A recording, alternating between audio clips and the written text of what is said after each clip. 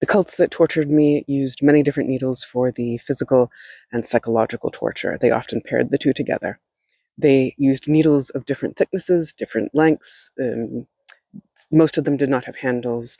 I remember one that had a handle that was made from the needle itself, where it came up in like a circle but did not completely close, and they used that handle to twist the needle in me more for more intense pain in that spot. Needles likely vary between cults. These are just the ones that I know and I remember. Cults are incredibly good at torture with needles to cause the most intense pain possible with the least visible signs, physical signs. But there were people that they rented me out to who were not good at that.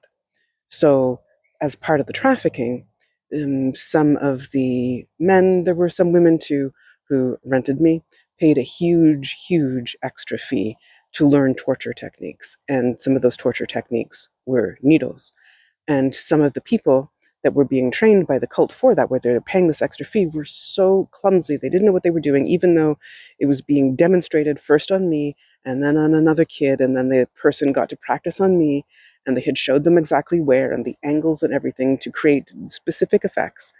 And they were so clumsy. And because they were clumsy, it was really bad in a different way, and it caused like more bleeding, or a lot of bleeding and swelling afterwards, that the cult then like would put cold on or ice on to bring it down, because I guess they didn't want it to show. Cult is so well practiced that they would not have that kind of effect unless they were aiming for it. And this was in sensitive areas of the body, though, where normal people would not normally see. But so cult was really, really good at it. The people that they trained who paid for it were not. Cult also used the needles for physical and psychological torture in conjunction.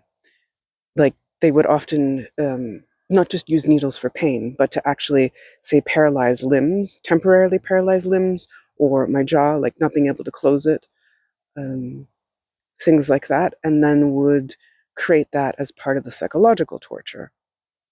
Like telling me that they would kill a kid who was in front of me after they had paralyzed both my arms and I could not move them if I did not take the dagger away from them.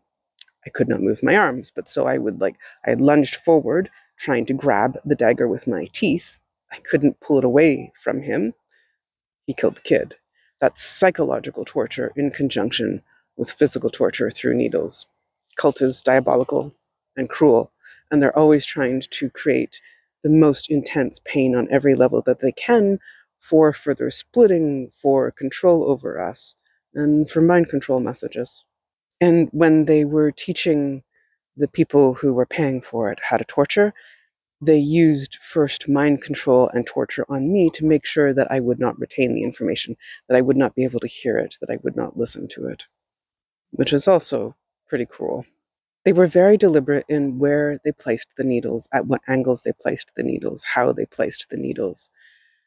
I think they went into nerves intentionally at times, because there would be like extreme, like high cold pain, like running down, like say my entire side. And I think that's a nerve.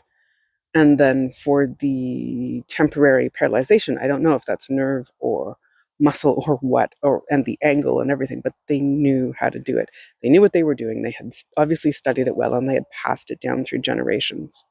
I know that they passed on torture and mind control techniques throughout the generations. I also know that they were still experimenting on us kids and trying to find combinations and new techniques that would cause the effect that they wanted. Cult is cruel, diabolical, lacking compassion, lacking empathy.